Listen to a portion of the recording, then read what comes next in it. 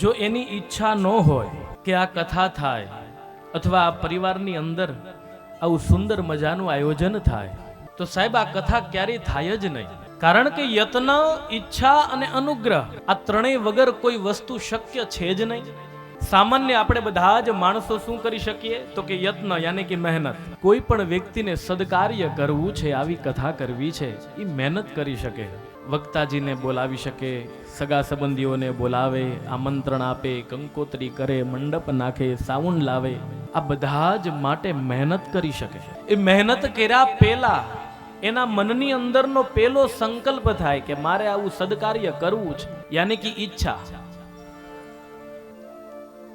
પણ જ્યાં સુધી ભગવાન બાલકૃષ્ણનો, ઠાકોરજીનો અનુગ્રહ ન ભળે, મારા મહાદેવનો અનુગ્રહ ન ભળે, એની ઈચ્છા ન ભળે, અને ત્યાં સુધી આવું સદકાર્ય ક્યારેય થાય નહીં.